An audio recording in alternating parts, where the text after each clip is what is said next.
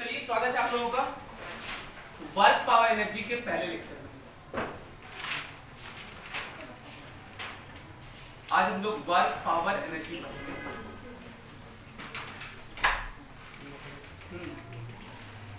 बचा के जाना भाई।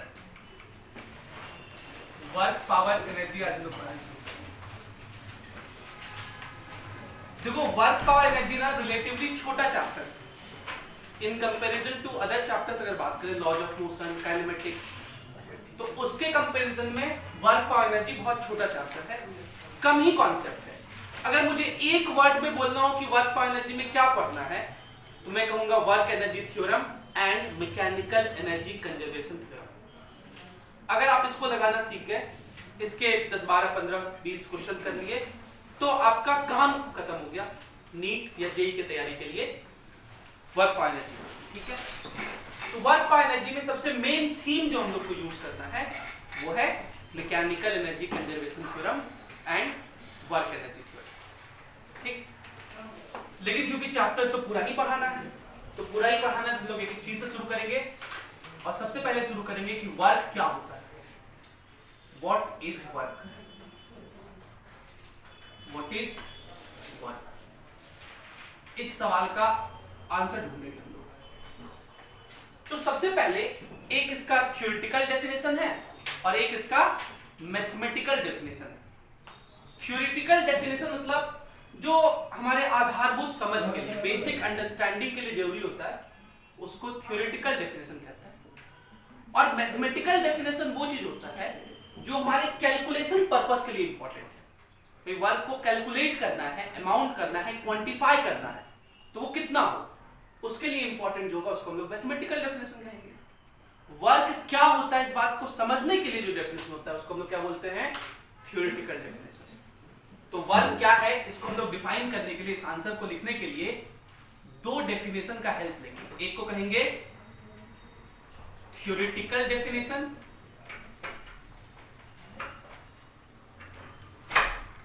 ये भाई तुम लोग टाइम चाहे तो बच के जाइएगा।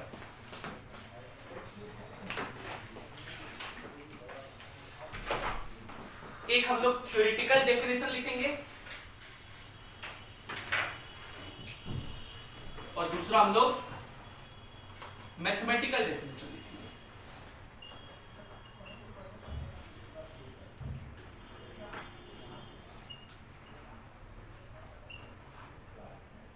Theoretical definition and mathematical definition. अब मैं एग्जांपल से बात करता हूं। मान लीजिए ये एक बॉटल पानी है, ठीक है। अब मैं इसको हाथ में यूं करके रखे हूं, मैं ऐसे 5 मिनट तक रखूं, ठीक है। मेरा हाथ दर्द करेगा। 1 घंटे तक रखूं, अच्छा पूरा दिन भर खड़े रखा जाए, क्या होगा? सूख जाएगा, सूज जाएगा, अच्छा हाँ फूल जाएगा, दर्द हो जाएगा बहुत ज्यादा, मैसिव अमाउंट, हो सकता है कि हम गिर पड़े, है ना। अब मुझे थका थका फील होगा कि नहीं होगा? होगा। मैं कहूं कि मैंने काम किया तो किया कि नहीं किया? आप लोग बायोलॉजी पढ़ते हैं, उसमें एक फोर्स होता है मस्कुलर फोर्स, है ना। तो मेरे मसल्स ने फोर्स लगाया, मस्कुलर फोर्स, वर्क किया। फिजिक्स में मस्कुलर फोर्स नामक कोई चीज नहीं होता। फिजिक्स में 10 ही फोर्स होते हैं, 10 force. What is physics? Study of 10 forces. 10 fundamental forces का स्टडी क्या है? फिजिक्स है। सबसे पहला फोर्स अगर बात करें इसमें तो वो है mg, ग्रेविटेशनल फोर्स। दूसरा नॉर्मल, तीसरा टेंशन, चौथा फ्रिक्शन, पांचवा स्प्रिंग फोर्स। ये 5 फोर्स में मैकेनिक्स में पढ़ने हैं। 2 फोर्स फ्लूइड के, विस्कस फोर्स और बाइंड फोर्स। और 3 फोर्स हम लोग को 12th में पढ़ना होता है, इलेक्ट्रोस्टैटिक फोर्स, मैग्नेटिक फोर्स और न्यूक्लियर फोर्स। ये 10 फोर्स अगर आप पढ़ लिए तो आपका फिजिक्स का कोर्स खत्म हो गया। बस यही 10 फोर्स सही से आपको सीखना है।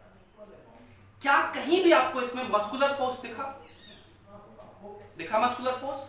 नहीं। तो फिजिक्स में वर्क को डिफाइन किया गया है कि जब किसी बॉडी पर फोर्स लगे और वो बॉडी डिस्प्लेस हो, और बॉडी और फोर्स और डिस्प्लेसमेंट के बीच का एंगल 90 डिग्री ना हो, अगर ये तीन कंडीशन सेटिस्फाई हो रहे हैं तभी कहेंगे कि फिजिक्स के अनुसार वर्क है। क्या तीन कंडीशन मैंने कहे? फोर्स लगे, डिस्प्लेसमेंट हो, और तीसरा फोर्स और डिस्प्लेसमेंट परपेंडिकुलर नहीं हो राइट से। प्लीज आप लोग टाइम पे आके, नहीं तो मैं भी आधा घंटा लेट आया करूंगा। ऐसा सिस्टम है, मास्टर साहब जल्दी आते हैं, बच्चे लोग लेट से आता है, तो हम भी यही कहेंगे, तब मास्टर साहब भी लेट से आएंगे। तो पहला कंडीशन क्या है? फोर्स लगे, दूसरा डिस्प्लेसमेंट हो, और तीसरा 90 डिग्री। दोनों के बीच का एंगल 90 डिग्री नहीं, तब हम लोग कहेंगे कि वर्क हो रहा है। किसके अनुसार? फिजिक्स के अनुसार। इसको हम लोग मैकेनिकल वर्क कहते हैं। इसको क्या बोलते हैं? Mechanical work. क्लियर है? ज्यादा चीजें आप समझ पा रहे हैं? तो अब ये बताइए कि ये जो मैंने एग्जांपल लिया था कि इस बॉटल को मैं होल्ड करके रखा हुआ हूं, क्या इस पे फोर्स लग रहा है? तो आप कहेंगे बिल्कुल लग रहा है भाई, कैसे नहीं लग रहा? इस पर mg नीचे लग रहा होगा और मेरा हाथ इस पे नॉर्मल ऊपर लगा रहा होगा, तो मैं इस पे फोर्स लगा रहा हूं कि नहीं लगा रहा हूं?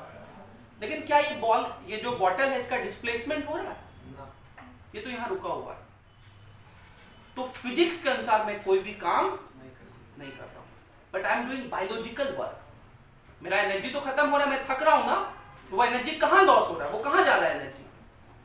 बायोलॉजिकल वर्क करने में। जो मसल्स हैं उसने जो फोर्स लगाया, उसको मस्कुलर फोर्स कहते हैं, उसने वर्क किया। उस वर्क को बायोलॉजिकल टर्म में डिफाइन करते हैं। आपने पढ़ा होगा एटीपी, एनर्जी का यूनिट होता है, करेंसी ऑफ यूनिट, वो खर्च हो रहा है, एटीपी यूज हो रहा है, ठीक है? वो बायोलॉजिकल वर्क का डेफिनेशन लगता है। फिजिक्स में वर्क का थ्योरेटिकल डेफिनेशन ये होता है कि किसी ऑब्जेक्ट पे फोर्स लगे, वो डिस्प्लेस हो, और तीसरा कि दोनों एक दूसरे के परपेंडिकुलर ना हो। तो लिखिए डेफिनेशन, ये लिखिए आप यहाँ पे हेडिंग क्वेश्चन लिखिए वर्क, व्हाट इज वर्क, और आंसर में लिखिए थ्योरेटिकल डेफिनेशन। थ्योरेटिकल डेफिनेशन में लिखिए in physics work done by a force is said to be done when force acts on a body,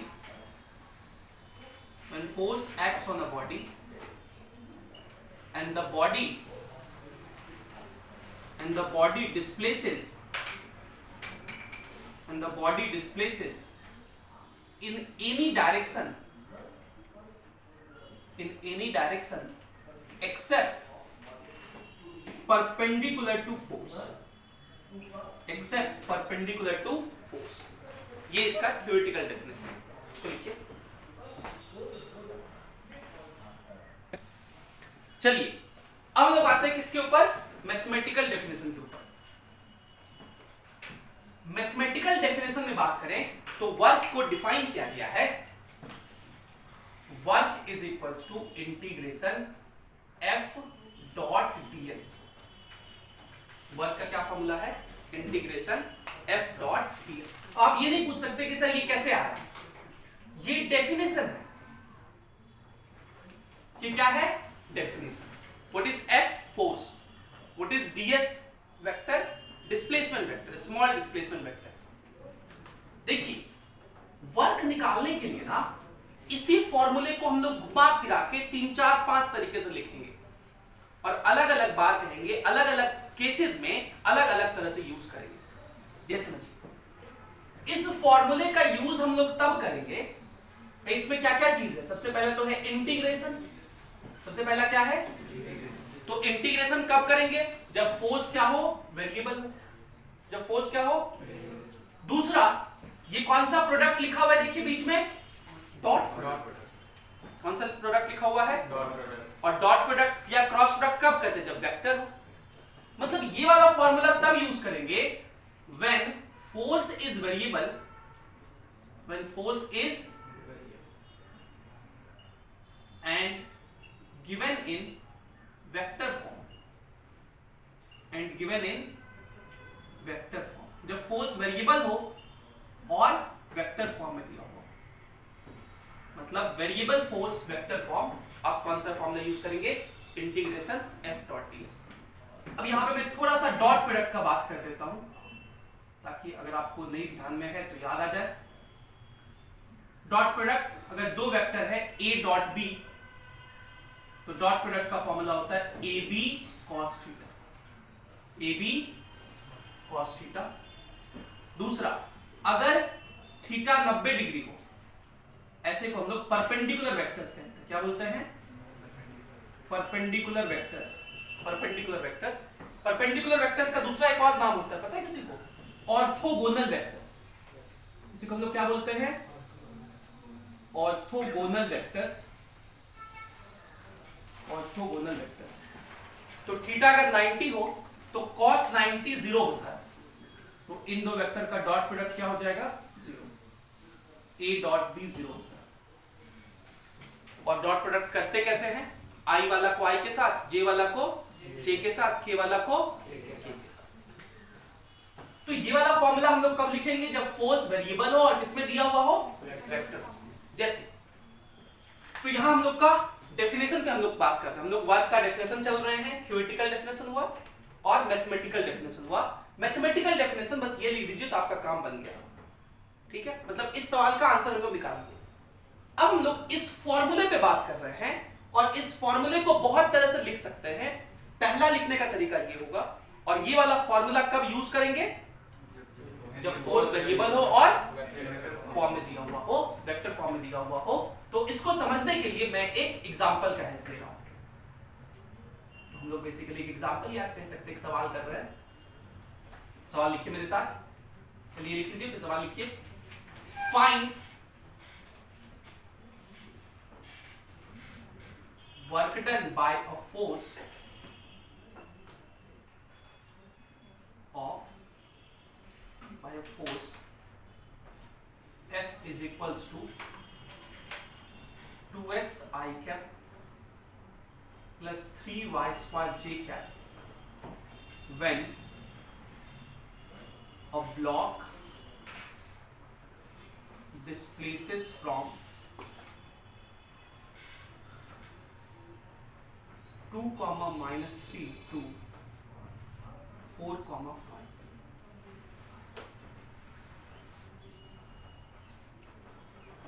ये सवाल है।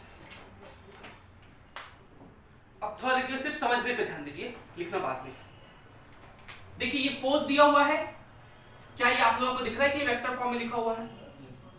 कैसे पता चल रहा है? आई कैप जे कैप में है, मतलब वेक्टर फॉर्म में है। ये फोर्स वेरिएबल है या कांस्टेंट है? कांस्टेंट है। कुछ लोगों को कांस्टेंट दिख रहा है। कांस्टेंट और वेरिएबल कैसे पता करते हैं? अगर इक्वेशन हो x y t तो वेरिएबल कहेंगे, और अगर वैल्यू हो 100 200 सिर्फ वही हो तो कांस्टेंट कहेंगे। यहाँ 2x है, 2 का वैल्यू नहीं है, x समझिए, x तो वेरिएबल है ना। ये फोर्स क्या है? वेरिएबल, कांस्टेंट नहीं है। ये फोर्स क्या है? Variable force. वेरिएबल फोर्स, और किस फॉर्म में है? इन वेक्टर फॉर्म। इन वेक्टर, ठीक है। सबसे पहला काम हम लोग करेंगे ds वेक्टर लिखना। ये ds वेक्टर को लिखेंगे हम लोग। इसको लिखेंगे ds वेक्टर। और ds वेक्टर को लिखने का तरीका होता है, देखिए आप इसमें देख लीजिए लो पहले कि कितना वेरिएबल है। कितने वेरिएबल है यहाँ? 2, एक x है, दूसरा y है। तो ds वेक्टर लिखेंगे हम लोग dx i cap plus dy j cap. हमेशा इसी तरह लिखना है, हमेशा dx i cap, I cap के साथ क्या होगा? dx, j के साथ क्या होगा? dy, और z के साथ क्या होगा? मतलब k के साथ क्या होगा? dz, ठीक है। अगर सिर्फ x ही होता इसमें, मतलब सिर्फ आई कैप वाला ही होता, तो क्या लिखते हैं? dx i cap. समझ पा रहे हैं कोई बात? तो ये ds वेक्टर लिखने का तरीका होता है, ठीक है। अब चलिए वर्क का फॉर्मूला लिखिए। वर्क क्या होता है? Integration f dot ds, f dot ds। अब डॉट प्रोडक्ट को करने का तरीका होता है, डॉट प्रोडक्ट करना बहुत आसान है। i वाला को i के साथ मल्टीप्लाई कर दीजिए, j वाला को j के साथ, k वाला को k के साथ। मतलब फोर्स और ds का डॉट प्रोडक्ट करना है। ये रहा फोर्स और ये रहा ds, रो का डॉट प्रोडक्ट कीजिए। तो यहाँ i के सामने कितना है? 2x, और यहाँ i के सामने कितना है? डॉट प्रोडक्ट कीजिए, क्या लिखेंगे? 2x dx 2x प्लस ये कीजिए, ये क्या लिखा हुआ है 3y², यहाँ क्या लिखा हुआ है, क्या लिखेंगे 3y² dy, और इंटीग्रेशन दोनों के साथ चला जाएगा। ठीक है, अब इसको इंटीग्रेट कर दीजिए। देखिए इंटीग्रेशन आपको सिखा रहे हैं, 2 बाहर x dx का इंटीग्रेशन, यहाँ पे लिखा हुआ है, आप लोग होशियार हो गए हैं, x dx का इंटीग्रेशन। तो जो पावर होता है, पावर यहाँ कितना है 1, तो पावर जितना है उसको 1 बढ़ा दीजिए, तो पावर 1 है तो 1 बढ़ा दीजिए, कितना हो जाएगा x² 2 प्लस c। अगर मैं पूछूं इंटीग्रेशन y² dy, ये बताइए कितना होगा, y का पावर 2 है तो कितना हो जाएगा, ठीक है। c क्यों लिखते हैं, कांस्टेंट होता है, वो तब लिखते हैं जब लिमिट नहीं लिखना हो। यहां लिमिट लिखेंगे, देखिए यहां दिया हुआ है लिमिट, वो लिखेंगे, मैं उसको सिखाऊंगा। 2 कांस्टेंट है, ऐसे हो गया, x dx का इंटीग्रेशन x² 2, 3 कांस्टेंट है y² dy का y³ 3, और अब लिमिट लिखेंगे यहां से। नीचे हमेशा इनिशियल लिमिट लिखते हैं, ऊपर हमेशा फाइनल। इनिशियल लिमिट, इनिशियल लिखिए, क्वेश्चन पढ़िए, find work done by this force when a block displaces from मतलब इनिशियल, ये है 2 4, 5, मतलब 2, -3 से ये कहां तक जा रहा है 4, 5 तक। ठीक है, चलिए पुट कर दीजिए इसको यहां। ये 4 है x का वैल्यू और ये 5 है y का वैल्यू। कोऑर्डिनेट सिस्टम आप समझते हैं ना, ये क्या है x और ये क्या है, तो पहले आप अपर लिमिट पुट करेंगे, ये अपर लिमिट पुट करेंगे, x की जगह कितना पुट करेंगे, y की जगह पुट कीजिए।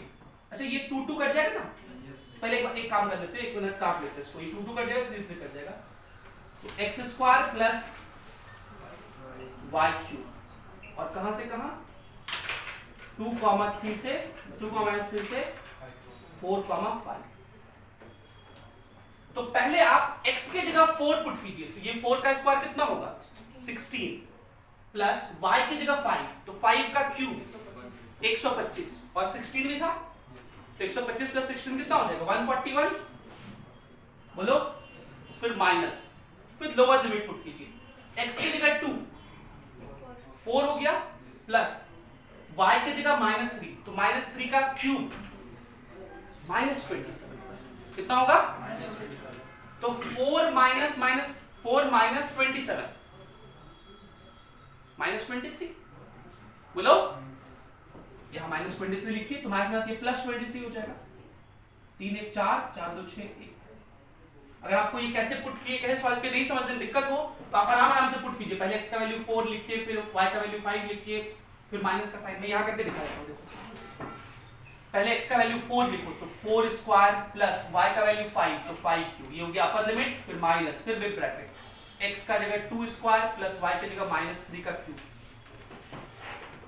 अब क्लास 11th में है तो मैंने इस लेवल से सॉल्व कर दिया, इस हिसाब से आप कर सकते हैं। अगर बच्चे में ऐसे सॉल्व किए हो तो 4 का स्क्वायर 16, 5 का क्यूब 125, 4 -27 141 माइनस ये -23 प्लस 23, 164 जूल, और वर्क का यूनिट क्या होता है जूल। तो यहां पे हम लोग एक बात और लिख लें कि जो वर्क है इसका ऐसा यूनिट क्या होता है जूल। यूनिट एंड डायमेंशन में जो बचपन में पहला चैप्टर है उसके सारे के डायमेंशन लोग लिखते चलते, जो क्वांटिटी मिलेगा। तो वर्क का देख लीजिए, फोर्स क्या होता है न्यूटन, और डिस्प्लेसमेंट क्या होता है मीटर, न्यूटन मीटर, या इसी को हम लोग क्या बोलते हैं जूल।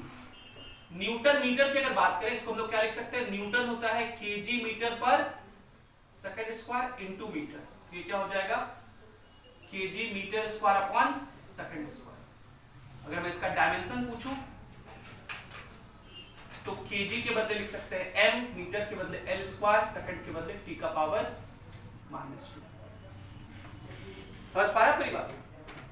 एक बात और समझिएगा ध्यान से, ये वर्क जो है वो एक स्केलर क्वांटिटी है। कैसा क्वांटिटी है? स्केलर क्वांटिटी है। मतलब जब भी दो वर्क को ऐड करना होगा तो सिंपली ऐड कर सकते हैं, क्योंकि स्केलर्स का एडिशन है। स्केलर मतलब नंबर्स का एडिशन आप आसानी से कर सकते हैं। तो वर्क कैसा क्वांटिटी है? स्केलर क्वांटिटी है। स्केलर क्वांटिटी क्यों है? फोर्स तो वेक्टर है, डिस्प्लेसमेंट वेक्टर है, फिर ये वर्क स्केलर कैसे हो गया? क्योंकि डॉट प्रोडक्ट से आया है।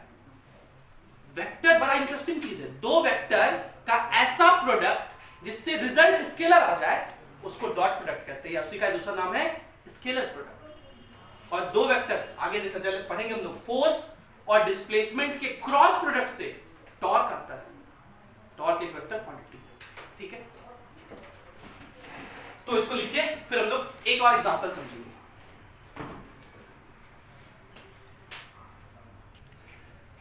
तो पहला फॉर्मूला हम लोग सीख लिए वर्क का, integration, work is equals to integration F dot ds। मैं ये मान लूं कि आप लोग सीख गए ये फॉर्मूला लगाना, पक्का? एक क्वेश्चन दूं, सब लोग वर्क निकाल के दिखाएंगे। देखिए क्वेश्चन,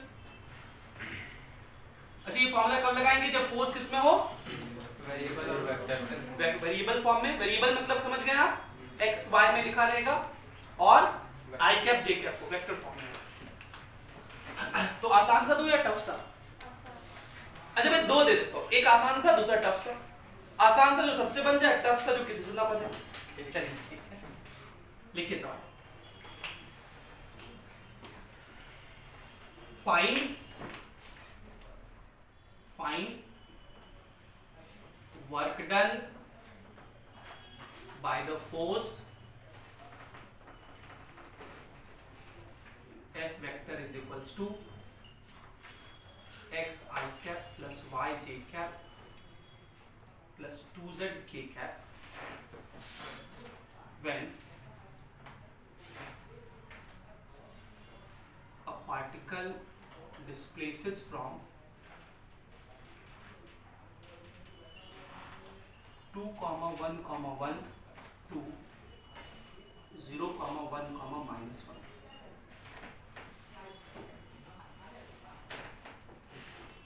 ये आसान वाला है, मतलब ये मैं उम्मीद कर रहा हूं कि सबसे बन जाना चाहिए।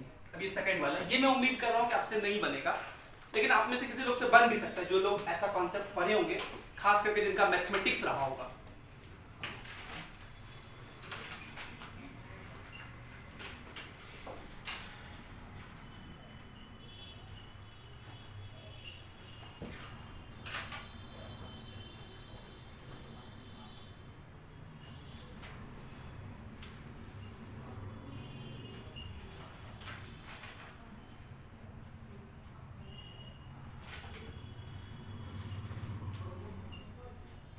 एक बात और, अगर यूनिट्स ना लिखा रहे तो आप मान के चलिएगा कि सब कुछ ऐसा यूनिट पे है।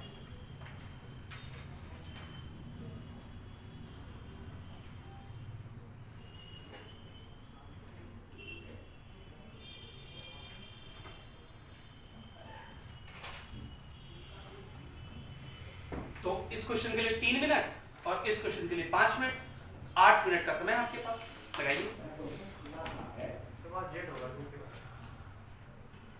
ये वाला ना, ये 2z k कैप, ये z है, z ऐसे लिखते ना,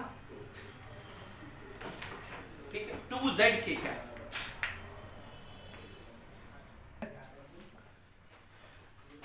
तो इस वाले क्वेश्चन पे आ जाइए। इस वाले क्वेश्चन में बताओ ds वेक्टर क्या लिया, बोलो। x i cap dx i cap plus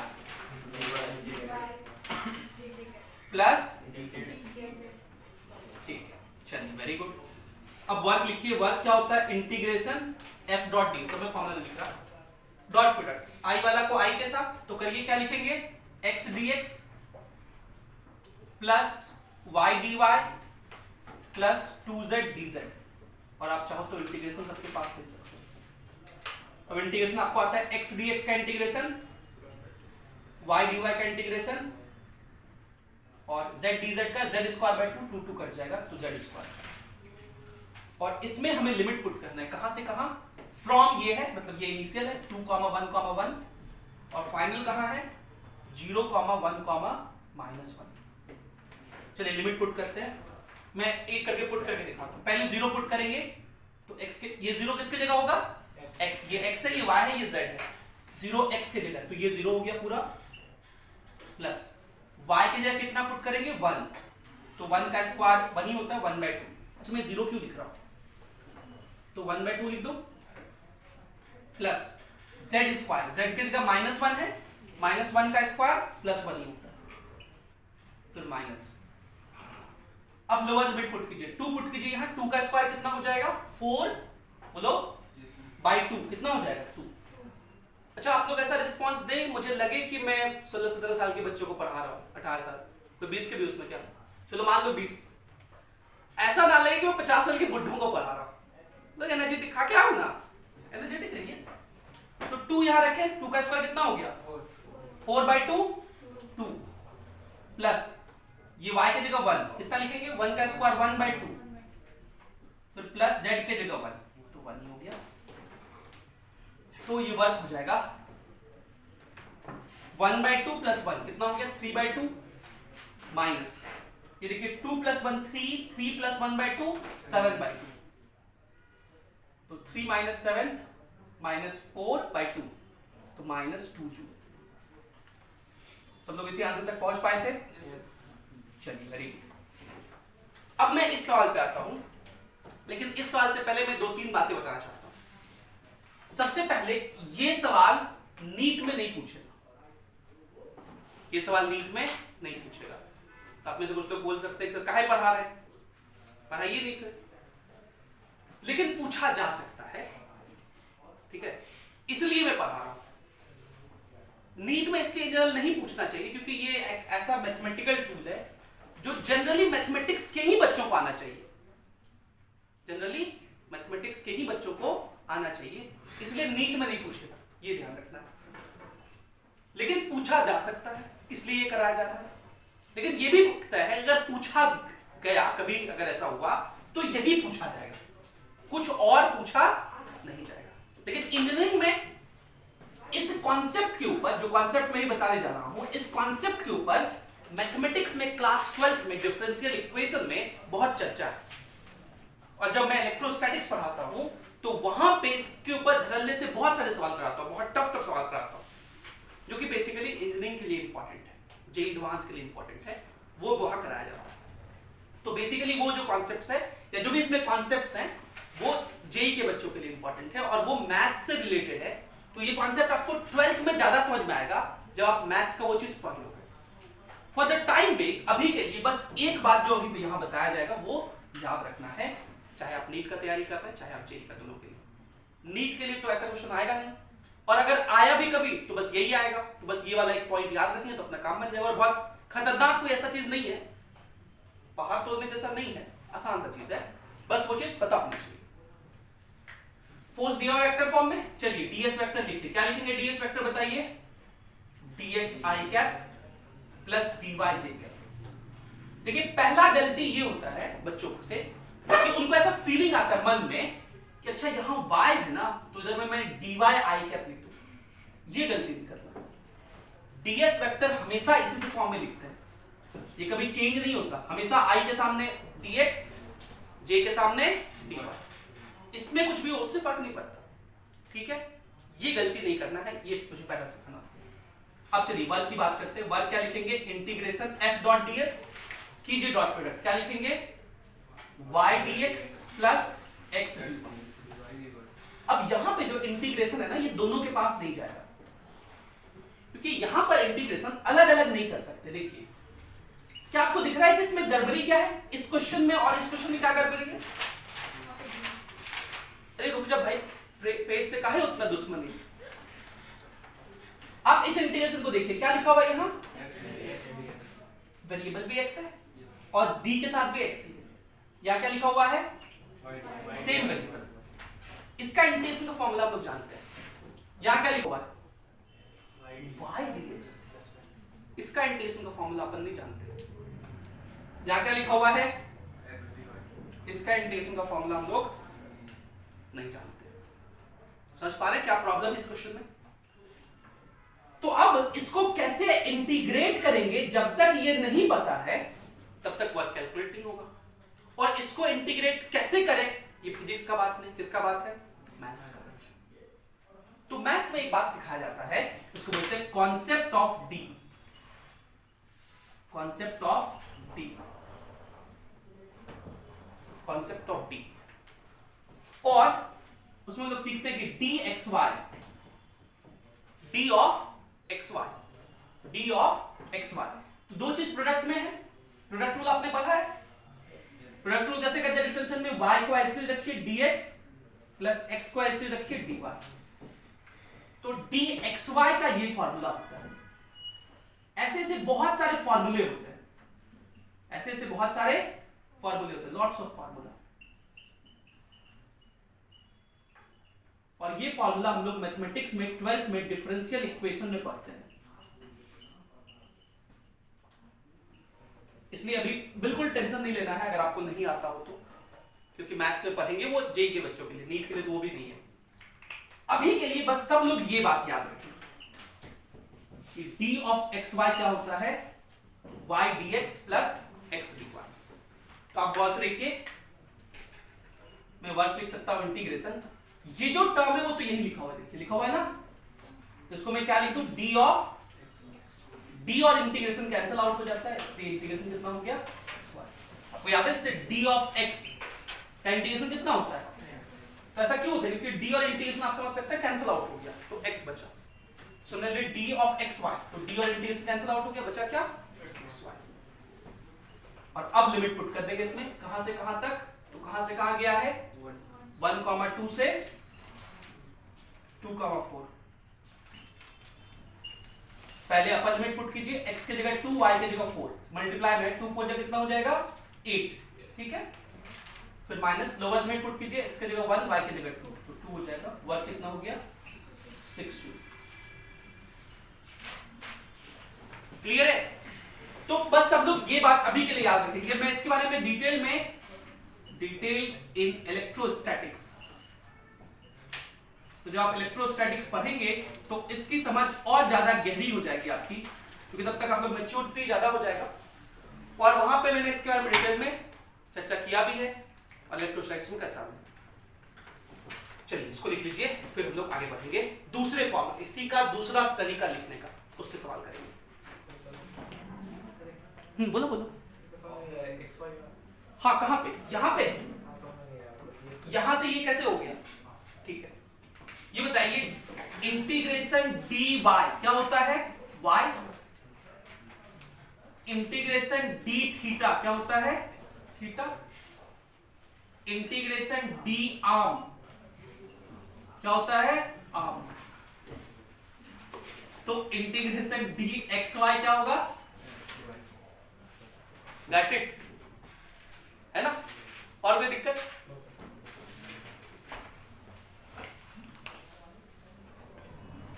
चलिए दूसरे फॉर्म पे आ जाए हम लोग। अब देखिए इसी को मैं ऐसे लिख सकता हूं, integration F D S cos theta. लिख दो integration F D S cos theta. F dot D S को लिखेंगे F D S cos theta. और इसमें अगर एक पर्टिकुलर केस कह दें, for theta 0 degree, for theta 0 degree, तो cos 0 की वैल्यू कितनी होती है? 1। तब वर्क कितना हो जाएगा? Integration F D S. तो आप बताओ ये फॉर्मूला कब यूज करोगे?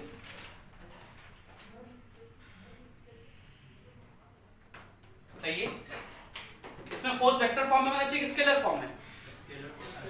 वेरिएबल की कांस्टेंट, कांस्टेंट होगा तो कहां इंटीग्रेशन करेंगे? वेरिएबल। और theta 0, sorry variable force scalar form, variable force in scalar form.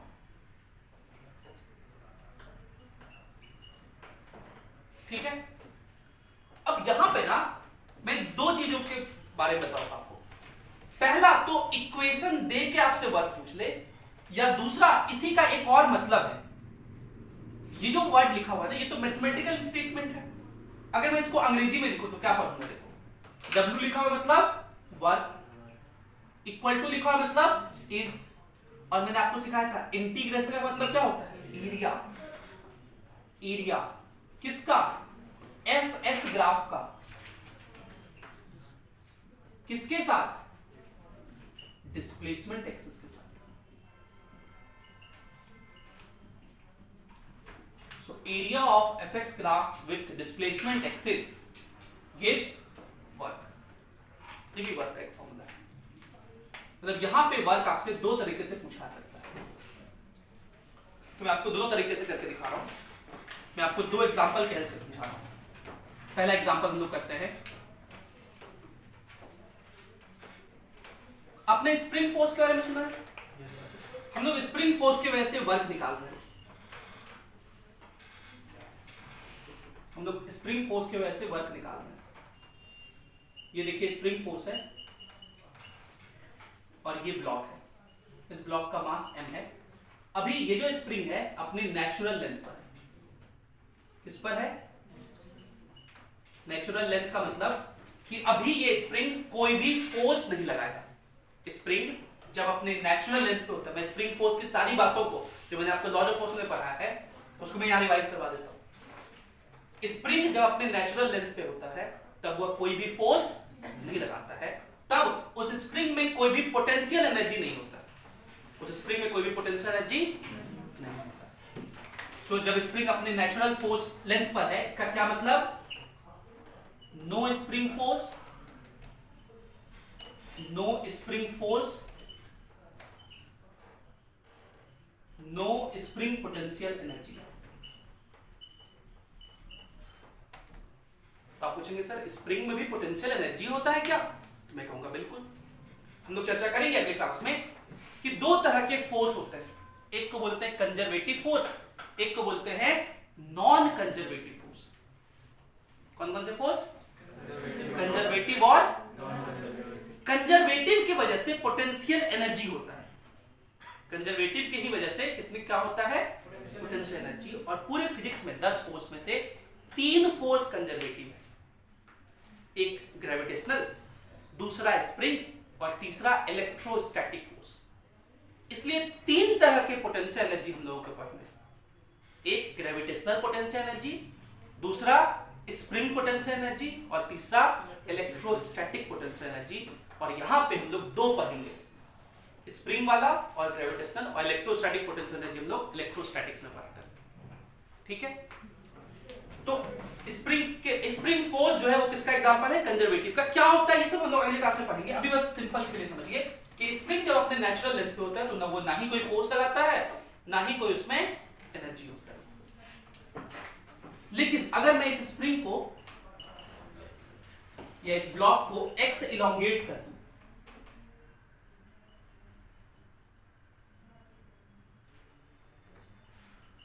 तो पहले ये यहां था, अब ये यहां आ गया, x मैंने इसको खींच लिया। इस इंस्टेंट पे ये जो स्प्रिंग फोर्स है वो इधर लगेगा। कैसे निकालते हैं स्प्रिंग फोर्स का डायरेक्शन? आप सोचिए कि स्प्रिंग को, इस ब्लॉक को खींच के मैंने यहां ला दिया, अगर मैं इस ब्लॉक को छोड़ूं तो ये ब्लॉक किधर जाएगा, इधर जाएगा ना, मतलब स्प्रिंग फोर्स लग रहा है। अगर स्प्रिंग इलोंगेटेड हो तो स्प्रिंग का फोर्स उसके तरफ लगता है, और ये फोर्स कितना होता है, k into x। अब बताओ ये जो फोर्स है ये वेरिएबल है कि कांस्टेंट है? वेरिएबल है। x के अलग अलग वैल्यू के लिए ये अलग अलग होगा। अगर मैं कम खींचता इसको तो ये स्प्रिंग फोर्स अलग होता, ज्यादा खींचूंगा तो स्प्रिंग फोर्स अलग होगा, और खींच दूं तो स्प्रिंग फोर्स और चेंज हो जाएगा। मतलब ये कैसा फोर्स है, स्प्रिंग फोर्स इज वेरिएबल। एक मैं बहुत फेमस सवाल पूछता हूं हमेशा, जब बच्चों को नहीं पढ़ाता हूं वर्क फाइनली, तो उससे पहले मैं सवाल पूछता हूं, अच्छा बताओ वर्क होता है ना फोर्स इनटू डिस्प्लेसमेंट। मैं बताता ही नहीं कि वर्क इस तरह से निकालते हैं। वर्क बहुत इंपॉर्टेंट चीज है, बहुत स्टेप्स होते हैं उसको निकालने के, बहुत तरीके हैं। तो मैं सिंपली बोल देता हूं, या सिंपली सब लोग यही याद रखते हैं, वर्क क्या होता है, फोर्स इनटू डिस्प्लेसमेंट। क्या होता है, तो भाई स्प्रिंग फोर्स है kx और डिस्प्लेसमेंट हुआ x, तो वर्क कितना होगा, force into displacement kx square. लेकिन ऐसा नहीं होता, हाफ kx स्क्वायर कभी करेंगे। मैं पूछता हूं हाफ kx स्क्वायर कैसे आ गया बताइए, तो सब लोग कंफ्यूज रहते हैं कि ऐसा कैसे हो गया। बहुत सिंपल सी बात है कि ये फोर्स क्या है, वेरिएबल। इसको आप सीधा सीधा फोर्स इनटू डिस्प्लेसमेंट करके वर्क नहीं निकाल सकते। कैसे निकालेंगे? Integration F ds। चलिए इसके लिए वर्क अगर निकालना हो तो आप निकालिए वर्क। इंटीग्रेशन फोर्स कितना है kx, और ds के जगह, क्योंकि ये फोर्स x का फंक्शन है ना, इसलिए ds के जगह हम लोग क्या लिखेंगे? dx। ध्यान दीजिएगा यहां पे ds भी लिख सकते हैं आप, dx भी लिख सकते हैं, डिपेंड करेगा कि फोर्स किस फॉर्म में है। एक बात और, ये फोर्स इधर है और डिस्प्लेसमेंट इधर है, दोनों के बीच का एंगल कितना है? 0 कहां है? फोर्स तो इधर, डिस्प्लेसमेंट इधर, 180। ये 0 के लिए था, अगर यहां 180 लिखेंगे cos 180 तो -1, इसलिए यहां माइनस भी होगा। ये माइनस क्यों हुआ समझ में आया? और इसमें वेरिएबल है x, x का इनिशियल वैल्यू 0 था। x क्या है? इलोंगेशन। x क्या है? इलोंगेशन, जिसका इनिशियल वैल्यू, पहले इलोंगेशन कितना था? 0, और अब कितना हो गया? x। तो work done by spring force हो जाएगा माइनस k, स्प्रिंग कांस्टेंट है, बाहर आ गया, कांस्टेंट होता है वो, x dx का इंटीग्रेशन, बोलो x²/2। अभी तो सीखे कहां से कहां तक? 0 से x तक। तो माइनस के, x पहले पुट कीजिए तो x²/2, 0 पुट करेंगे तो 0 ही। So work done by spring force कितना होता है? -12 kx²। ध्यान रखिएगा, कुछ लोग मेरे से कंफ्यूजन में कोई पूछ लेते हैं, सर हम तो पाए थे ½ kx²। ½ kx² spring potential energy होता है, वर्क कितना होता है स्प्रिंग की वजह से? -½ kx²। अब ऐसा क्यों होता है वो हम लोग अगली क्लास में चर्चा करेंगे। अभी बस आप ये समझिए कि वर्क कैसे निकालते हैं। समझ पा रहे हैं आप चीजों को? मैं एक और एग्जांपल समझाऊं आपको। ये एनसीईआरटी का ही एग्जांपल है, इसको आप लोग करिए। फोर्स दिया हुआ है 0.5 प्लस 2x, ये है force. Find work if x changes from, values इधर उधर हो सकता है लेकिन बिल्कुल ऐसा ही कुछ एनसीईआरटी में है। x = 2 metre to x = 4 metre.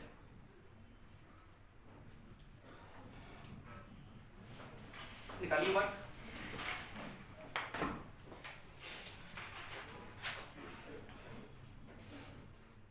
चलिए अगले सवाल पे चलते हैं। ये सवाल देखिए, इसमें फोर्स का डायरेक्शन नहीं दिया हुआ है, तो आप पॉजिटिव में मान के चलेंगे, मतलब जिधर फोर्स है उधर ही x। वर्क क्या लिखेंगे? सीधा सीधा इंटीग्रेशन f dx। तो वर्क हो गया इंटीग्रेशन f कितना है? 0.5 प्लस 2x इंटू dx। ठीक है, देखिए वर्क लिखेंगे integration 0.5 dx plus integration 2x dx। अब ध्यान दीजिएगा जरा, 0.5 कांस्टेंट बाहर आ गया, बचा इंटीग्रेशन dx, 2 कांस्टेंट बाहर आ गया, बचा इंटीग्रेशन x dx। अब dx का इंटीग्रेशन तो हम लोग जानते हैं x, और x dx का x²/2, वो 2 कट जाएगा, तो क्या मैं वर्क का फॉर्मूला लिख दूं? 0.5x plus x²। क्लियर है ये? अब x की वैल्यू कहां से कहां तक? 2 से 4 तक। ठीक है, इनिशियल वाला नीचे लिखते हैं, फाइनल वाला ऊपर। तो पहले x की जगह 4 पुट कीजिए, 4 × 0.5 2 हो जाएगा, 4 का स्क्वायर 16 हो जाएगा, फिर माइनस, फिर 2 पुट कर दिए तो ये 1 हो जाएगा, प्लस 2 का स्क्वायर 4 हो जाएगा। तो 16 2 18 माइनस 5 13 जूल, 13 जून आंसर हो जाएगा। क्लियर? तो ये हम लोग का सेकंड तरीका था वर्क निकालने का, integration f ds cos theta. और इसमें हमने केस पढ़ा कि अगर थीटा 0 डिग्री हो गया तो वर्क क्या होगा? Integration f ds। अब इसी का एक थर्ड भाग है, ये इसी से आया है, जो मैंने कहा ना, इस फॉर्मूले को दो तरह से इस्तेमाल किया जा सकता है। एक तो वर्क मतलब फोर्स एज ए वेरिएबल दिया रहेगा, उस तरह से पूछा जा सकता है। दूसरा, इसको अभी मैंने पढ़ने सिखाया आपको। क्या सिखाया पढ़ने बताइए? कि W क्या पढ़ेंगे, वर्क इज इंटीग्रेशन को of FS graph with displacement axis. तो इसको मैं एग्जांपल समझाऊं। देखिए एग्जांपल समझते हैं। ये एग्जांपल भी मतलब ऐसा एग्जांपल भी एनसीईआरटी में है, मैंने वहीं से ये उठा लिया है। एनसीईआरटी क्वेश्चंस को मैं लेक्चर्स में कराते चलता हूं ताकि आपको उसको अलग से ना करना पड़े। मैं कोशिश करता हूं एनसीईआरटी और एचसी वर्मा दोनों लेक्चर को मैं कराते चलूं, सिंगेज और डीसी पांडे के जो बेस्ट क्वेश्चंस है वो करते चले। इतना हम लोग लेक्चर में करते हैं। फोर्स न्यूटन में है और एक्स किस में है, मीटर में।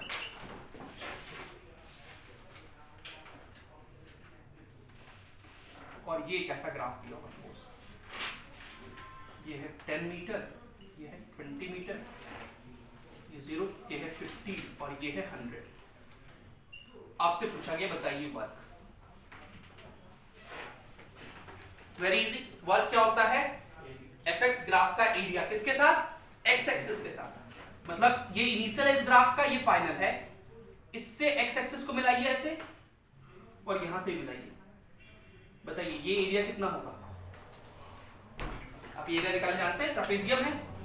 ट्रापेजियम का एरिया कैसे निकालते हैं, half into sum of parallel side. तो देखिए ये और ये पैरेलल है, तो 50 प्लस 100 150 इनटू हाइट ये 10, तो 2 से 5 बार में घटा 750 जूल।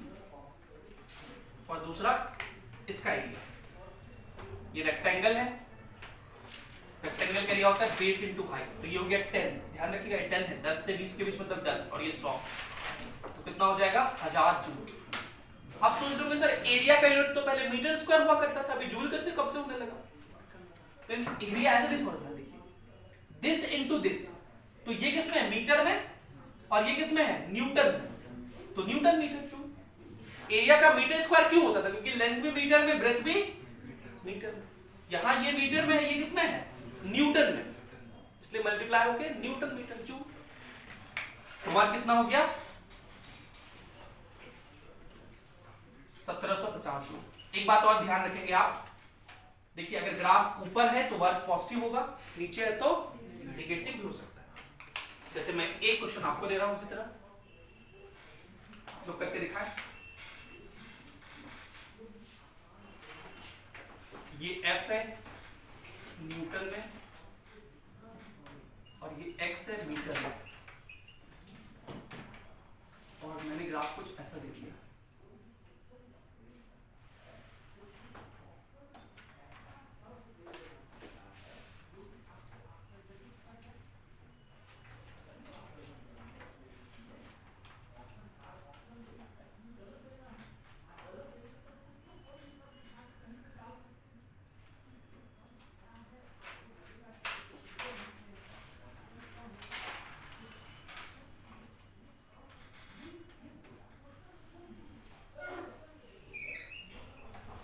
ठीक है, ये एफएस ग्राफ दिया हुआ है। क्वेश्चन पूछा है find work done by the force, find work done by the force. Try कीजिए, 2 मिनट का समय है आपके पास।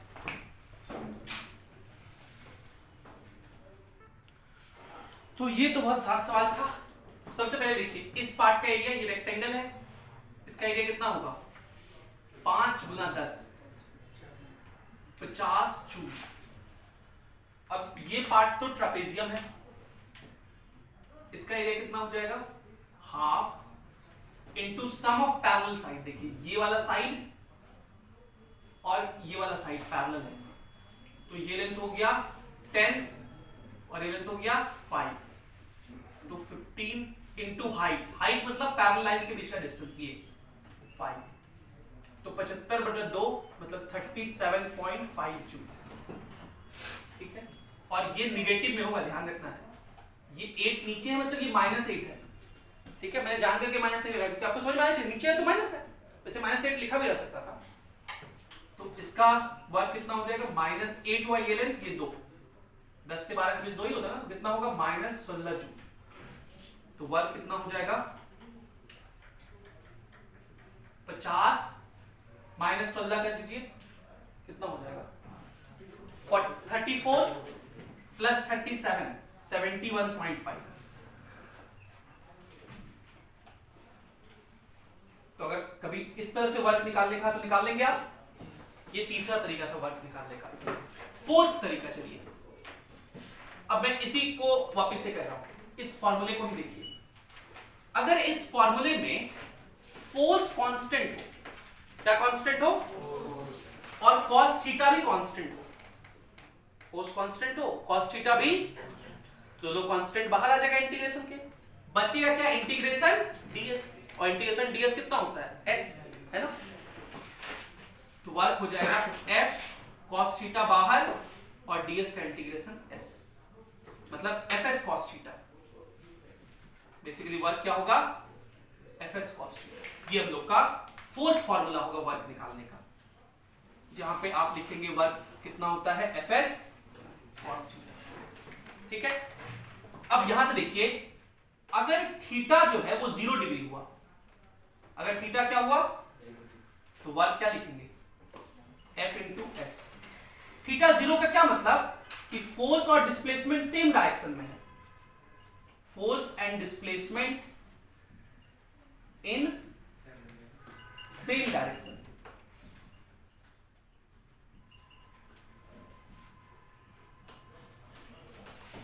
ठीक है, दूसरा, अगर थीटा 0 नहीं है लेकिन 90 से कम है, थीटा 90 डिग्री से कम है, ऐसे एंगल को हम लोग एक्यूट एंगल, ऐसे एंगल को क्या बोलते हैं एक्यूट। और अगर थीटा 90 से कम है तो cos 90 से कम के लिए हमेशा पॉजिटिव होता है, cos 60 30 45 37 सबका वैल्यू पॉजिटिव होता है। इसका मतलब वर्क भी क्या होगा पॉजिटिव होगा, जो भी हो लेकिन वर्क क्या होगा पॉजिटिव होगा। बाकी फॉर्मूला क्या लिखेंगे fs cos theta, fs cos theta लिखेंगे, तो वही लिखना, तो ये मैं क्यों नहीं लिखूं।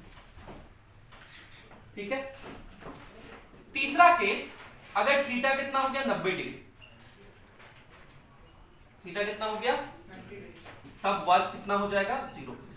इसलिए आप याद करें, हमने वर्क का क्या डेफिनेशन लिखा था कि डिस्प्लेसमेंट हो किधर भी हो लेकिन 90 पे ना हो, क्योंकि अगर ये केस आ गया, देखिए फोर्स लग रहा है, डिस्प्लेसमेंट है, लेकिन अगर दोनों के बीच एंगल 90 है, 0 हो जाता है। एक कंफ्यूजन बच्चों के मन में होता है, सर ऐसा कैसे हो सकता है कि बॉडी इधर चल रहा है और फोर्स उसके परपेंडिकुलर लग रहा है, इसे कैसे हो सकता है। हो सकता है, अपने सोच का दायरा बनाइए। देखिए हम लोग के मन में हमेशा क्या रहता है ना, फोर्स से क्या मतलब, कोई बॉडी रुका हुआ है, उस पर फोर्स लगा है, तो जिधर फोर्स लगाओगे वो चल देगा उधर ही। अगर कोई रुका हुआ है तो जिधर फोर्स लगाएंगे उधर चलेगा, लेकिन अगर कोई बॉडी चल रहा हो तब फोर्स के अकॉर्डिंग ही वेलोसिटी हो, मोशन हो, ऐसा जरूरी नहीं है। अब इस बात को समझिए, अगर कोई बॉडी इधर चल रहा है, इधर चल रहा है मतलब इसका वेलोसिटी इधर है। अब देखिए कितने केसेस हो सकते हैं, अगर आपने फोर्स भी इधर ही लगा दिया तो क्या होगा, इसका वेलोसिटी बढ़ जाएगा। ठीक है, दूसरा केस क्या हो सकता है, ये इधर चल रहा था, आपने फोर्स पीछे की तरफ लगा दिया इधर, इसका मतलब ये नहीं कि ये इधर चलने लगेगा, इसका मतलब ये होगा कि इसका वेलोसिटी अब घटने लगेगा और घट के कुछ देर बाद 0 हो जाएगा, और फिर वो जब 0 हो जाएगा तब भी फोर्स लग रहा है तो फिर वो इधर खिंचाएगा। समझ रहे हैं मेरी बात? क्या मैं ऐसा कहूं कि जिधर फोर्स लगता है उधर बॉडी चलता है? ऐसा जरूरी नहीं, चल भी सकता है, नहीं भी चल सकता। लेकिन ऐसा भी एक केस हो सकता है ना कि बॉडी इधर चल रहा हो लेकिन आपने फोर्स इधर लगाया है, ये देखिए 90 डिग्री, इसकी वजह से क्या होगा, ये फोर्स ना इस वेलोसिटी के डायरेक्शन को चेंज करेगा। ऐसा कुछ देर बाद अपने फोर्स का डायरेक्शन में चेंज कर दिया, हम लोग ये पढ़ेंगे सर्कुलर मोशन में सेंट्रीपिटल फोर्स। ये देखिए ऐसा, इसको घुमाएगा, सर्कुलर मोशन में घुमाएगा। समझ पा रहे हैं मेरी बात? ये परपेंडिकुलर केस हो गया, तो थीटा 90 तो वर्क 0। और अगला केस, अगर थीटा 90 से ज्यादा हुआ तो तो ऐसे एंगल को हम लोग बचपन में पढ़े थे, ऑब्ट्यूस एंगल कहते हैं। क्या बोलते हैं? ऑब्ट्यूस। तो वर्क क्या होगा? नेगेटिव। कॉस 90 से ज्यादा के लिए नेगेटिव में होता है। ठीक, अब मैं इसको कुछ एग्जांपल समझाता हूं। जैसे एक क्वेश्चन लोग ले लेते हैं, ये क्वेश्चन भी आपके एनसीईआरटी के एग्जांपल से उठाया गया है। ये एक रोड है और इस पर एक साइक्लिस्ट है। अब मैं साइक्लिस्ट को बना तो सकता नहीं हूं, तो मैं ऐसे दिखा देता हूं, बस एक ब्लॉक, लेकिन मैं लिख दे रहा हूं कि ये क्या है? साइक्लिस्ट। साइक्लिस्ट, ये एक साइक्लिस्ट है और ये साइक्लिस्ट चल रहा था 100 मीटर पर सेकंड या 10 metre per second. 100 metre per second बहुत ज्यादा होगा। 10 मीटर पर सेकंड चल रहा था और इस साइक्लिस्ट ने ब्रेक लगा दिया, अप्लाइज ब्रेक। इसके वजह से क्या होगा? फ्रिक्शन प्रोड्यूस होगा। इस साइक्लिस्ट पर फ्रिक्शन लगेगा पीछे, और ये दिया हुआ ये फ्रिक्शन है 100 न्यूटन। ये क्या है? Friction on cyclist, friction on cyclist by road, by road. ठीक है, तो आपसे ये पूछा जा रहा है, तो क्या होगा? कुछ देर बाद ये रुक जाएगा जाके, ये कुछ देर बाद जाके रुक जाएगा। अगर आपको इसका मास दे दे, अगर इसको आपको इसका मास दे दे, मैं अगर कहूं कि मान लीजिए इसका मास है 10 kg, ठीक है, आप सोच रहे होंगे 10 kg का साइक्लिस्ट कैसे हो सकता है? मैं चलाऊंगा तो 50 किलो और साइकिल भी 10 किलो का, कम से कम 10 किलो का। छोटा बच्चा भी तो चला सकता है यार, गजब करते हो तुम लोग। छोटा बच्चा चला रहा है 10 किलो kg का। तो आपको बताना है इस क्वेश्चन में क्या पूछा गया है। अच्छा, मैंने थोड़ा इसको टफ कर दिया है।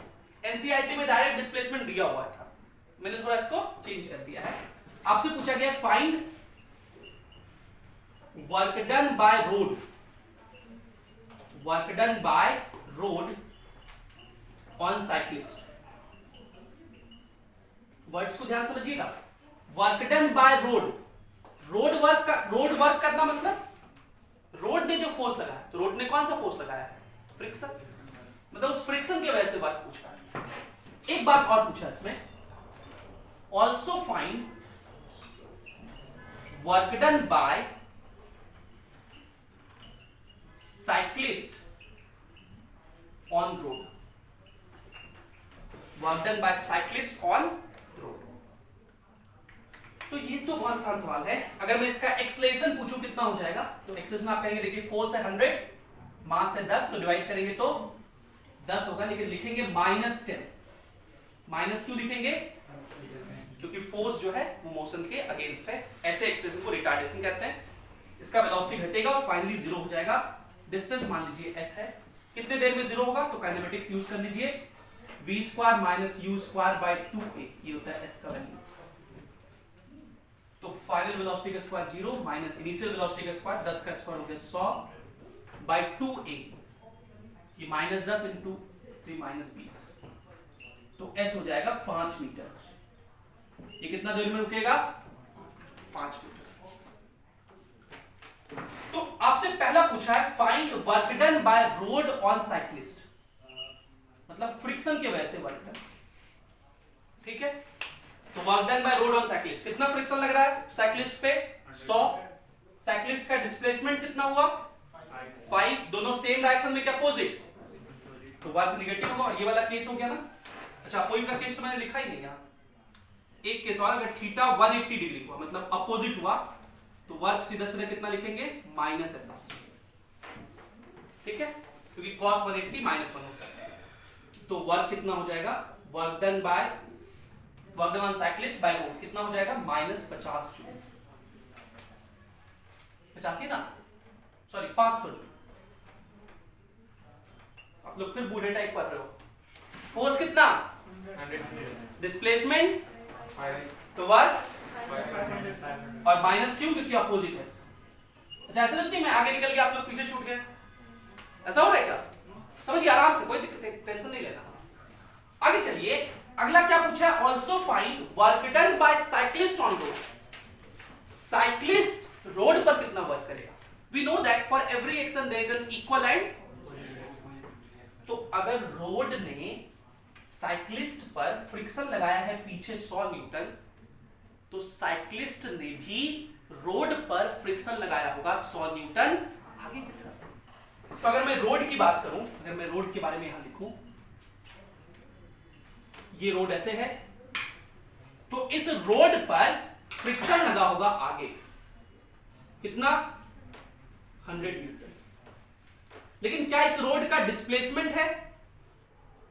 ऐसा होता है क्या? साइक्लिस्ट ब्रेक मारेगा तो साइक्लिस्ट रुकेगा और रोड भी कुछ दूर के लिए आगे खिसक जाएगा, ऐसा होता है या पीछे? नहीं होता ना। तो रोड का डिस्प्लेसमेंट क्या होगा? 0। तो अगर मैं पूछूं ये सेकंड पार्ट कि also find work done by cyclist on road, cyclist ने रोड पे कितना वर्क किया, तो साइक्लिस्ट ने भी रोड पे फोर्स लगाया friction, for every action there is an equal and, तो साइक्लिस्ट ने फोर्स लगाया लेकिन बॉडी का डिस्प्लेसमेंट, रोड का डिस्प्लेसमेंट नहीं हुआ, इसलिए रोड पर वर्क कितना हुआ? इस क्वेश्चन से हम लोग ये कंक्लूड करते हैं, एनसीईआरटी में ये लाइन लिखा हुआ है, and this statement in itself can be important for your competitive examination. NCERT कहता है कि जैसे Newton's third law of motion होता है फोर्स के लिए कि for every action there is an equal and, मतलब ए ने अगर बी पर फोर्स लगाया तो बी भी ए पर उतना ही ऑपोजिट में फोर्स लगाएगा। यह चीज फोर्स में होता है लेकिन वर्क में ऐसा जरूरी नहीं है।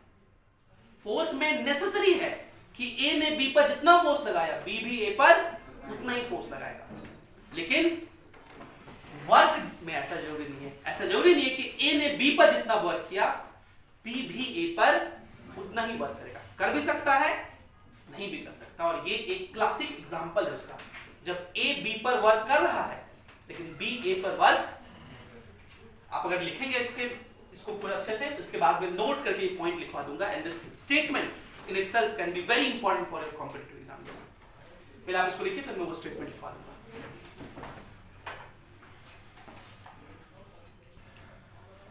तो हम लोग ये डिस्कस कर रहे हैं इस साइक्लिस्ट वाले एग्जांपल से कि रोड ने साइक्लिस्ट पर फ्रिक्शन लगाया पीछे और साइक्लिस्ट का डिस्प्लेसमेंट भी हुआ। तो अगर साइक्लिस्ट को देखें तो साइक्लिस्ट पर फोर्स भी लग रहा है, डिस्प्लेसमेंट भी हो रहा है, लेकिन दोनों ऑपोजिट में है, इसलिए वर्क हुआ साइक्लिस्ट पर कितना -500 जूल, और ये किसने किया? रोड ने वर्क किया साइक्लिस्ट पर। अब लोग Newton's third law of motion से क्या जानते हैं कि साइक्लिस्ट पर जितना फोर्स रोड ने लगाया तो साइक्लिस्ट ने भी रोड पर उतना ही फोर्स अपोजिट लगाया होगा। तो रोड की अगर बात करें तो रोड पर 100 न्यूटन का फोर्स लग गया, देखिए आगे, लेकिन क्या रोड का डिस्प्लेसमेंट हुआ? नहीं। तो क्या रोड पर वर्क हुआ? नहीं। ठीक है, तो साइक्लिस्ट ने रोड पर कोई काम नहीं। इसी बात को एनसीईआरटी के स्टेटमेंट में लिखा रहा हूं। ये स्टेटमेंट बहुत इंपॉर्टेंट है, लिखिए नोट करके। इस सवाल के नीचे आप नोट करके ऐसा लिख सकते हो।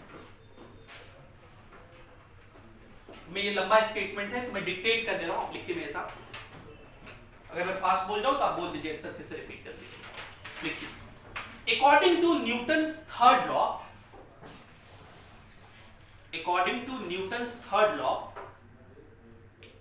according to Newton's third law, comma, for every action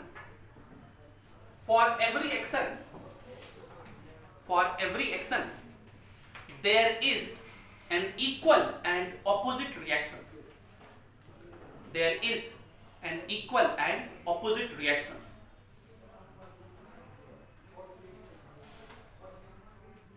There is an equal and opposite reaction. Full stop. This means if A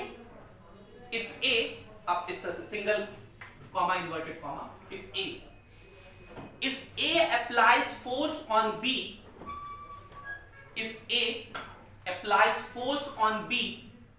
then B will also apply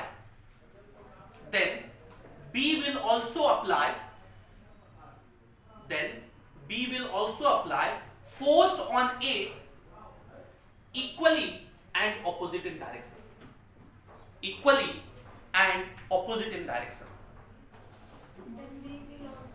Then B will also apply force on A force on A equally and opposite in direction.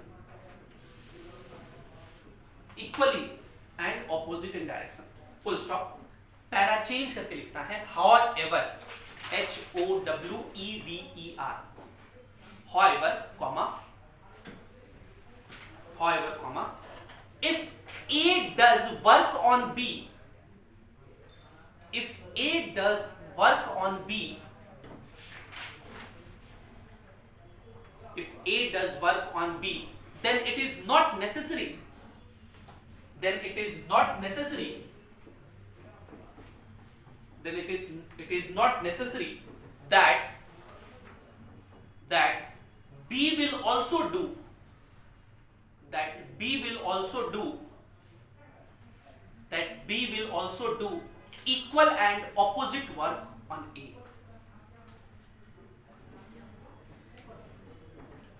B will also do equal and opposite work on A. और इसमें not necessary को underline कर लीजिएगा, क्योंकि या not को खाली underline कर लीजिएगा। लेकिन होता क्या है, जल्दी जल्दी पढ़ने में बच्चा कैसे पढ़ लेता है, however A does work on B, then B will also, that it is necessary that B will also do work on A equally, है ना? तो वो नॉट ध्यान में है। ये क्लियर है बातें? यहां पे मुझे एक और केस बताना है, उसको हम लोग बोलते हैं case of cyclist, sorry case of coolie, cyclist नहीं, केस ऑफ कूली।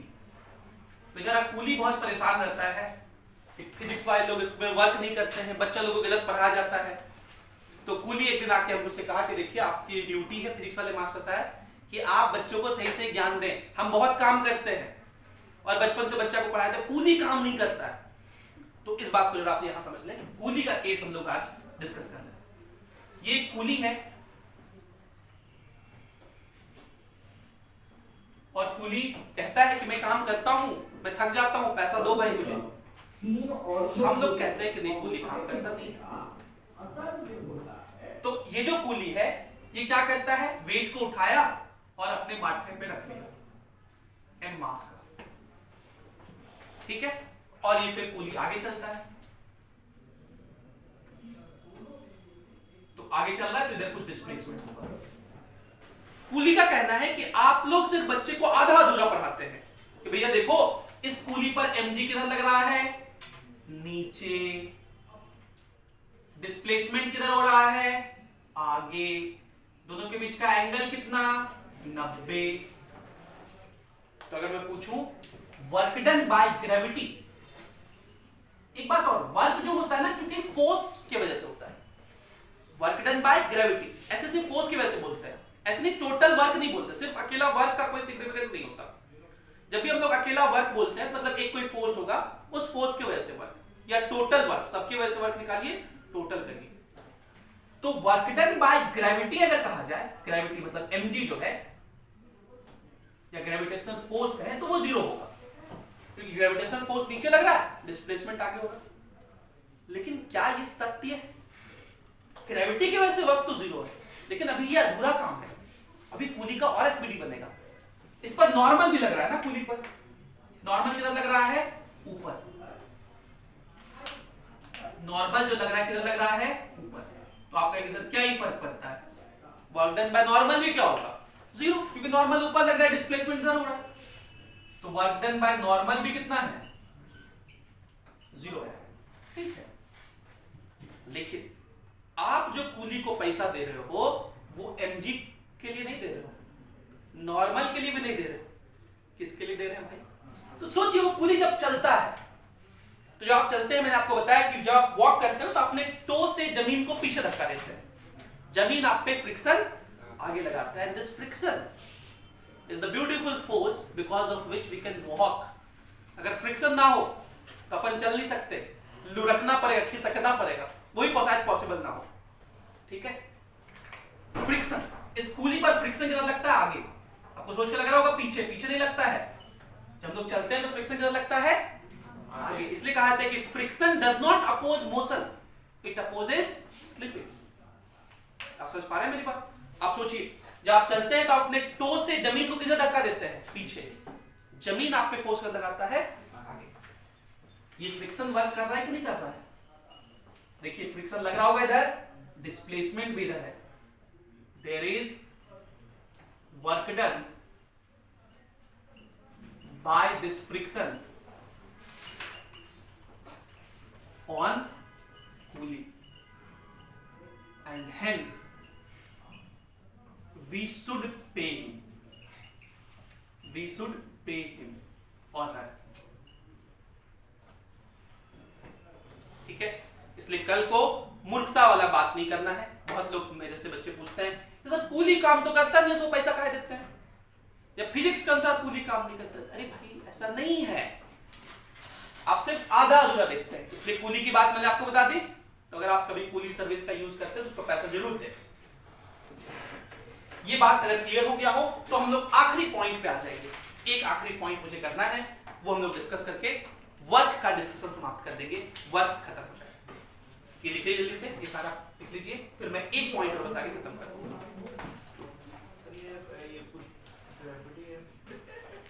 अच्छा, एक सवाल आया कि सर ये जो mg लग रहा है ये तो बॉक्स का है, तो यहां मैं कैपिटल mg भी लिख देता हूं, कूली का भी। तो ये जो mg लग रहा है ना, ये पूरे के वैसे लग रहा है, तो नॉर्मल भी जो लग रहा होगा वो ज्यादा होगा, इतने के बराबर ही, क्योंकि ये इधर मोशन नहीं कर रहा। ऐसा थोड़ी कूली प्लेटफॉर्म पार के अंदर धंस जाएगा या प्लेटफॉर्म से हवा में उड़ने लगेगा, ऐसा तो नहीं होगा। तो ये नॉर्मल इसके बराबर होगा। नॉर्मल कितना दो लग गया ना, एक तो दो कांटेक्ट है। नहीं, इस सिस्टम की बात कर रहे हैं, मतलब मैं कूली और मास सिस्टम की बात कर रहा हूं। एक्चुअली बच्चे कह रहे हैं कि सर कूली का तो mg लग रहा है, कूली अगर बोझा लेके नहीं भी चले तो फ्रिक्शन तो लगेगा ना जब वो चलेगा, तो उसका अपना फ्रिक्शन है, बोझा से क्या लेना। बोझा के वजह से फ्रिक्शन बढ़ जाता है, ठीक है, क्योंकि फ्रिक्शन होता है म्यू इनटू n, नॉर्मल पे डिपेंड करता है, और नॉर्मल इस केस में mg पे डिपेंड कर रहा है। अकेला कूली का वेट कैपिटल mg है, मास के साथ स्मॉल mg हो जाता है, जिसकी वजह से नॉर्मल बढ़ गया, फ्रिक्शन भी बढ़ गया। तो तुमने जो बोझा के वजह से, मतलब जो झोला लेकर चल रहा है, उसके वजह से जो एक्स्ट्रा फ्रिक्शन बढ़ा है, उसके वजह से जो एक्स्ट्रा वर्क हुआ है उसका पैसा दे दो, है ना। चलिए, इंटरेस्टिंग क्वेश्चन था, अच्छा सवाल था सर, वेरी गुड, लिखिए इसको। तो वर्क निकालने का आखिरी पॉइंट होता है फिफ्थ पॉइंट ये है कि अभी भी हमने लिखा था F होता है, सॉरी वर्क होता है Fs cos थीटा। वर्क होता है क्या, तो मैं तो इसे ऐसा भी लिख सकता हूं, वर्क होता है F dot S। Fs cos theta को वापस से वेक्टर फॉर्म में लिख ले, तो वेक्टर से शुरू हुए थे वापस वेक्टर पे पहुंच गए। तो ये वाला फॉर्मूला कब यूज करेंगे बताइए, जब फोर्स किस में हो, बोलो, फिर मैं बुरे को पढ़ाने लगा। फोर्स, हाँ मैं यही बोलूंगा कि आप लोग बुरे हैं, दांत निकल गया है। फोर्स किस में होना चाहिए, और कांस्टेंट की वेरिएबल, वेरिएबल होगा तो इंटीग्रेट ना करते, जी इंटीग्रेशन है, मतलब ये वाला यूज करेंगे when force is constant and is in vector form. मैं एक एग्जांपल समझाऊं आपको, और इस क्वेश्चन के साथ वर्क की सारी बातें पूरी हो जाएगी। तो अगर मैं कहूं कि एक फोर्स है 10i cap plus 20j cap acts on a body and it displaces from 1,2 to 3,6. Find work done by the force. Find work done by this force. Find work done by this force.